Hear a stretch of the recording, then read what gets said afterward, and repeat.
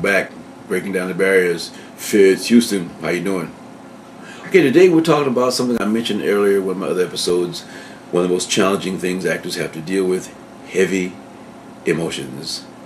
The heavy emotions.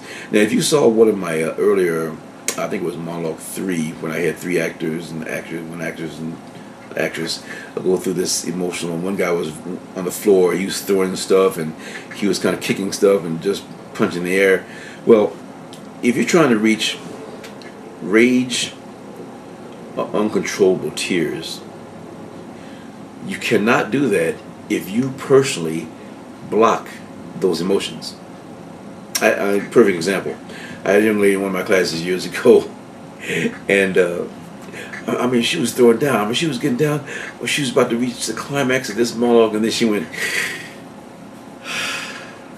I said, "What are you doing?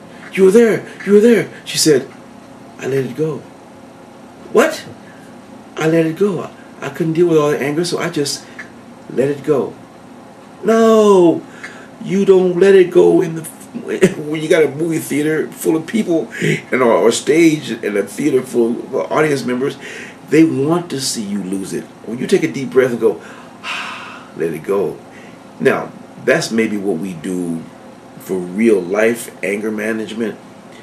But when people pay 10, 50, 12, whatever the price is to go see a movie, way more money if they go see a play, they want to see you completely lose your mind, whether it's in tears, tearing up the bedroom, whatever it is. They want to see you lose it because that emotional commitment takes the viewer onto the journey with whatever it is you're going through. And that's why when you leave the theater, you go, man, what a play. Because you felt like you went on the same roller coaster ride as the characters on stage or on film that you are watching, which gave you an emotional experience as well. So the number one rule when you're going for heavy emotions, don't take a deep breath and let it go. Now, also when you're going for heavy emotions, you've got to identify if you have a block personally against those emotions. That's why my actual class is called Breaking Down the Barriers, because it suddenly hit me that no matter what amount of character study you do, no matter what amount of scene study you do, if you are blocking the emotions needed in that scene or monologue, that scene or monologue is not going to come to life, because you're personally blocking the emotions needed to make it come to life. So you have to identify, am I going to have a problem with this? Now, like for example, a lot of times people block the heavy emotions because they maybe never felt it, or they've never been in a situation where they had to go that deep or that much pain. Other times people block it because they don't want to relive it. Now here's where all the different techniques of acting come into their own theories, especially how do you bring tears to life in your acting. Because I think you could probably count about 4 or 5 movies in your hand where with celebrities, they're supposed to be crying, they move in for a super close-up, and there's not a drop of moisture on their face. They're just going through the crying motion with no tears whatsoever. Now, the directors are going to say, well, can we please do a take when he finally does tears? They don't have that kind of time. So that's why a lot of times I don't advise it. People try to use tricks. They'll try to do the stare game where they stare at one spot long enough and don't blink, and your eyes water up, and then eventually a tear falls. No, when you're feeling a real emotion, once the tears go, they're going to keep going because you've touched that emotion. Now, the different theories of how to reach that. And this again, you have to give yourself permission as to what is it that you want to feel. Because being a powerful actor on stage or film is telling the world, hey, I'm going to reveal my personal emotions to you. Now, you're not telling them your business. You're just not going to care about letting them see you cry, or letting, if you're an actress, letting your mascara run, your hair gets out of place. You're not going to cry and go, oh. No. If your mascara starts running and you got slop coming out your face, and that's where the emotions are, if you stop and clean up yourself, you just destroyed the entire performance. Because when you realistically have lost it, You could care less what your makeup looks like. If spit's flying out your mouth, hey, just hope they're not in the way. But that's what happens, and you're not trying to block anything that happens in its real moment at the time of performance. Now, I'll mention the different types of techniques. I'm not going to mention the techniques, but I'll mention the different ways, different techniques tell you to try to reach tears. One method is to, if you're trying to reach tears, is to relive an event in your life that really had you in really heavy emotional tears, and you're reliving that event to bring your tears to life now in a scene. Now that works for a lot of people. A lot of people use that. Problem with that technique is, let's say you're going through your scene and your tears are flowing and you're really all there, and they say, okay, that's lunch. And so if you're not, you weren't acting like you were crying. You were reliving a moment you really went through. So if they break for lunch, the moment that you're reliving, you have to train yourself to let that go for 35, 45 hour, however many minutes lunch is. They come back, they want to pick up where they left off. Well, where are your emotions at that point? See, if you haven't mastered how to let that go during the break, you're emotionally exhausted when they come back from the break, because you've been holding on to that memory all during lunch, and it's been weighing on you, weighing over you. Now you're exhausted. They want you to come back and throw down just like you did before you went to lunch. That's where most people have problems with that.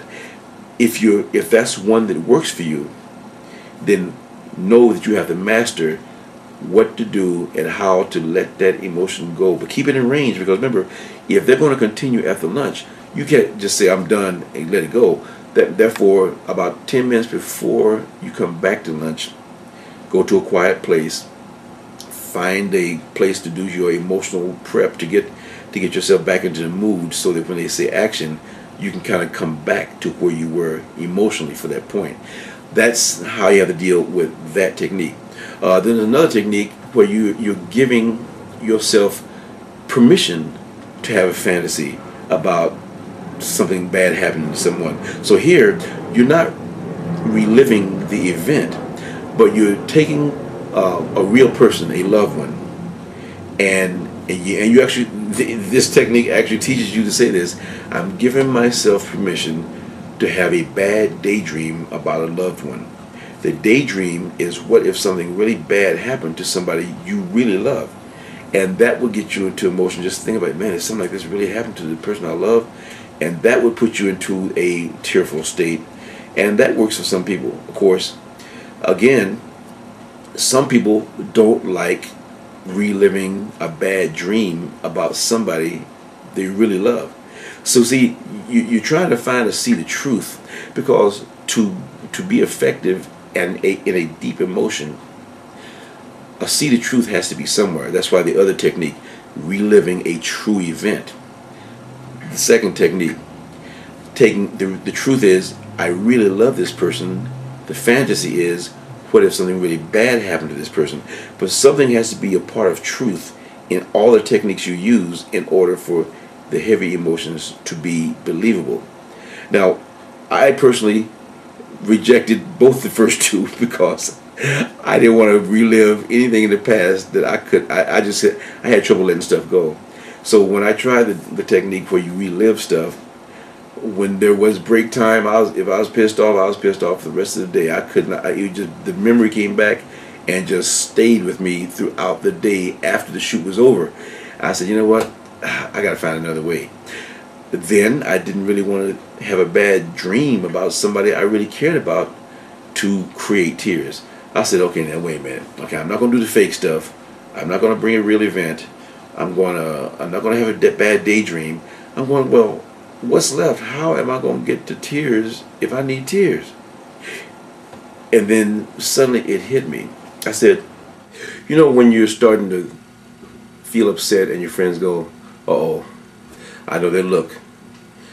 I'm sorry, man, I know their look. Well, if they know their look, that means you're feeling something without even saying you're upset. Your friends see something in your face that's telling them, I'm sorry, man, don't get upset.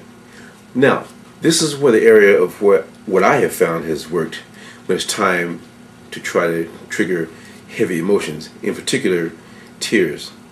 Because now I'm not thinking about an event, I'm not thinking about having a bad daydream about a loved one. I'm actually focusing on what the emotion itself feels like.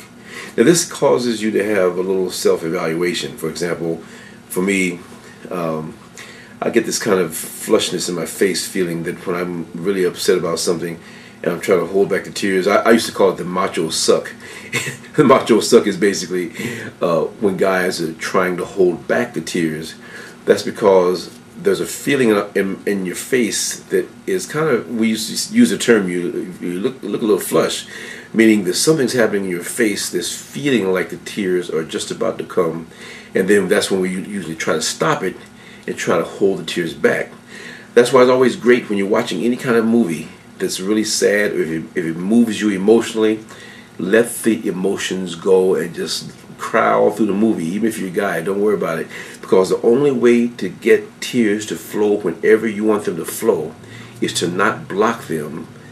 As we're taught as men, of course, is to always block tears. Real men don't cry.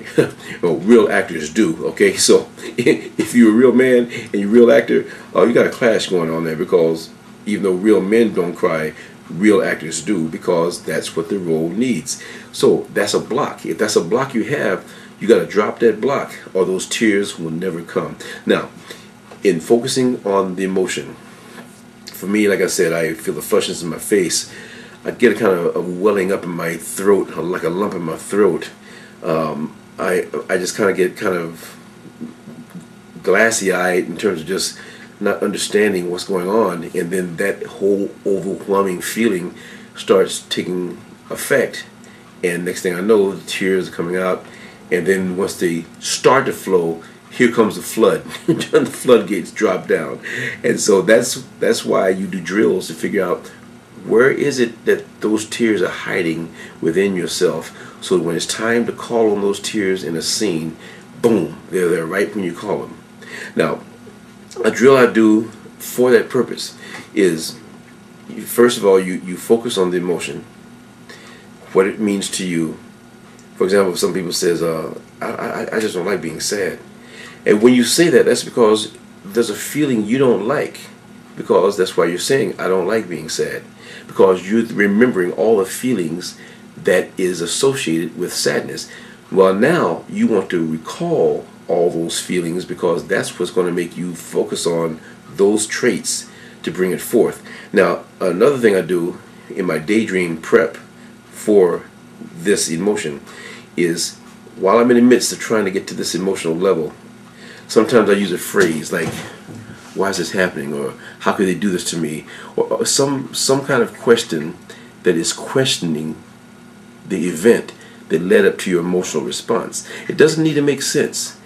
The fact that you said repetitively, not over and over and over again like real fast, but just occasionally, because it's like you're trying to put things together and you ask this question almost metaphorically, in terms of trying to understand why something's happening. When you say those phrases while working this drill, they help the emotional level get more intense, and then once the emotions take over, you've reached the point of what you want. Now, what I'm about to demonstrate what I just said to you, but this is also what I do as part of my prep. If I have a scene where I have to cry, what I'm about to do right now is actually what I do in my prep, or my little corner or in a dressing room, wherever by myself, to get in touch with where the tears are on that particular day. You don't start the scene crying. The scene can be starting normally, but I guarantee you that once you've done this prep and you've touched the scenes in your dressing room, whenever they're needed in the scene that follows, they'll come just like that, because you've just touched them to say, hey, tears, I'm going to need you in a minute in your prep. All right, now I'm going to try this without my prep, because normally I prep 5-10 minutes, whatever it is, to get there. But I'm already just kind of thinking about sadness. I'm thinking about it, and I'm just going to go into this free form of flow of consciousness, and then I'll seek to get there to show you what I'm trying to talk about.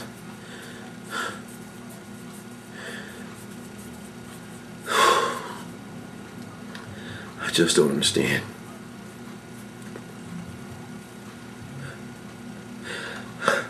I don't understand. How could this be happening? How can this happen?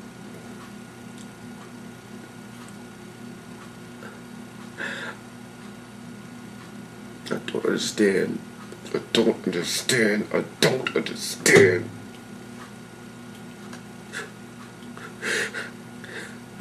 How could they do this to me?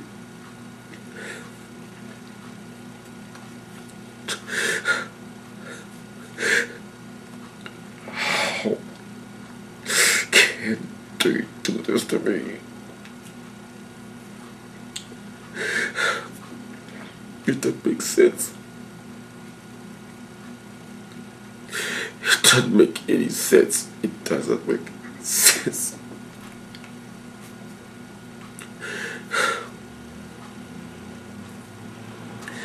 Cut. That's where I stopped. Now, if I had kept going, once the tears start, that's, the floodgates are not far behind that. Now, if I had gone on and got a little bit more physical, throw my hands around, because see, physicality, once emotions are starting to get going, then the physicality of what you're doing actually accentuates the emotion and takes it to another level, whether it's flailing your hands or just throwing your hands to your side, frustrations. Those all help. Once you feel the emotion starting to take over, let it go. Like I said in my other video, don't take a breath and let it go. In this case, let it go, meaning let the tears go and don't fight them. Let the emotion go wherever it wants to go, because I guarantee you, once you totally commit to the actual emotion itself, there's a surprise emotion waiting on the other side. What I mean by that, whenever I do this drill in class, and the person really lets go and just lets it rip, lets the tears go, they're flowing, all of a sudden they just start laughing, or all of a sudden they just go into hysterical tears, or all of a sudden they just get this melancholy state. Well, see, these are all emotions that are waiting at the other end of the emotional commitment, that are real, but you don't even know it's coming or which one is coming. Because the fun thing about emotional commitment in the tears and the delirious tears area is, once you've activated your real emotions, then real emotions followed by surprise, and you let that happen. When I'm in my class doing it as a drill, I wait for the surprise emotion to take place, and then let the person just kind of enjoy that surprise emotion, just so you understand that that's a natural progression that emotion took on that particular day.